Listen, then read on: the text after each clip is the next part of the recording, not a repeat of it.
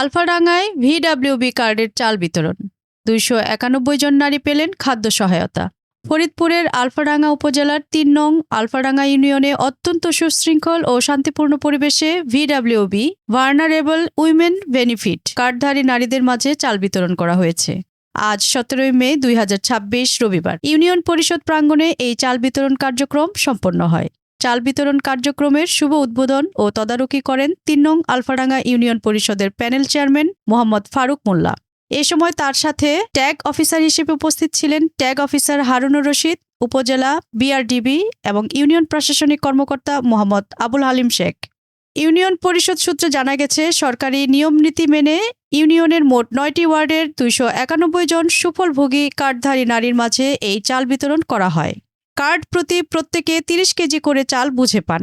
চাল বিতরণ কার্যক্রম যেন নিখুঁত ও কোনো প্রকার বিশৃঙ্খলা ছাড়াই সম্পন্ন হয়, সেজন্য ইউনিয়নের সকল গ্রাম পুলিশ সক্রিয়ভাবে দায়িত্ব পালন করেন।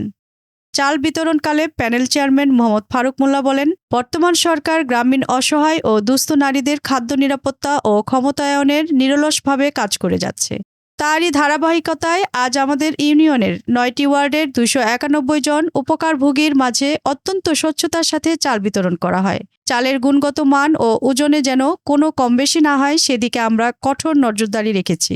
এ সময় ট্যাগ অফিসার হারুনুর রশিদ, উপজেলা বিআরডিপি এবং ইউনিয়ন প্রশাসনিক কর্মকর্তা মোহাম্মদ আবুল হালিম শেখ চাল বিতরণের সার্বিক শৃঙ্খলায় সন্তোষ প্রকাশ করেন। এদিকে সঠিক মাপে এবং যথাসময়ে চাল পেয়ে আনন্দ প্রকাশ করেছেন ইউনিয়নের কার্ডধারীর দরিদ্র নারীরা। চাল নিতে আসা কয়েকজন নারী জানান, কোনো ধরনের ভোগান্তি ছাড়াই তারা চাল নিজ হাতে বুঝে পেয়েছেন, যা এই বৈশাখ জ্যৈষ্ঠ মাসে তাদের পারিবারিক খাদ্য চাহিদা মেটাতে বড় ভূমিকা রাখবে।